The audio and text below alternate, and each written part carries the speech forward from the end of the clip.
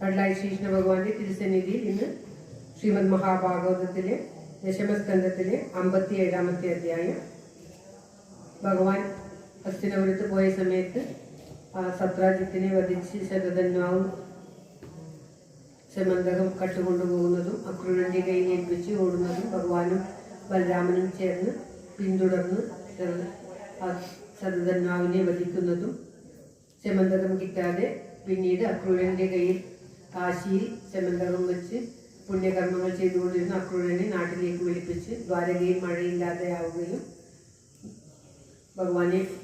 ഭഗവാൻ അക്രൂരന്റെ ആ ഭക്തി കാണിക്കുവാൻ വേണ്ടി ദ്വാരകയിലേക്ക് വിളിപ്പിക്കുകയും അക്രൂരന്റെ കയ്യിൽ നിന്ന് ആ മണി വീണ്ടെടുത്ത് ദ്വാരകാവാസികൾക്ക് കാണിക്കുന്നതുമൊക്കെയാണ് ഈ അധ്യായത്തിൽ പരാമർശിക്കുന്നത്. എല്ലാം ഭഗവാന്റെ ലീലകൾ എന്നല്ലാതെ വേറെയൊന്നും പറയാനില്ല.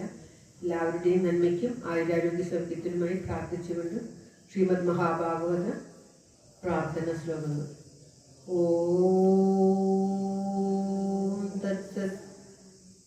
സംസാര സാഗരേ മഗ്നം ദീനം മാം കരുണാനിധേ കർമ്മഗ്രാഹവിദീതാംഗം മാമുദ്ധര ഭവാർണവാ.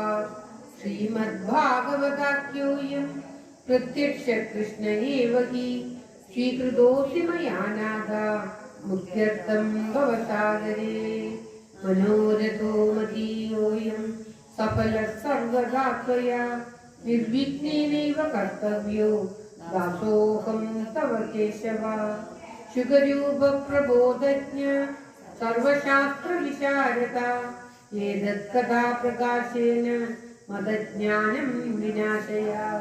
ദേവദേവ ജഗന്നാഥ പുണ്യശ്രവണ കീർത്തന യദുത്തമോത്തമ ശ്ലോക നാരായണ നമോസ്തുതേ.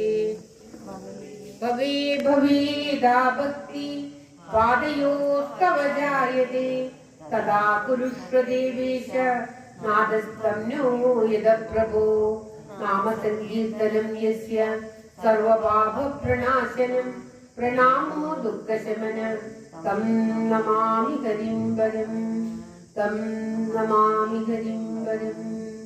ശ്രീമദ് മഹാഭാഗവത വന്ദന ശ്ലോകങ്ങൾ. ഓം തത്സത്. ജന്മാദസ്യേതുന്മയാദിതരതശ്ചാത്വേഷവിജ്ഞസ്വരാട് തേ മഹുദായാദികവയേ മുഹ്യന്തി യൽ സൂരയാ. തേജോ വാരിമൃതാം യഥാ വിനിമയോ യത്ര ത്രിസർഗോ മൃഷാ ധാമ്നാസേന സദാ നിരസ്തകുഹകം. സത്യം പരം ധീമഹി സത്യം പരം ധീമഹി.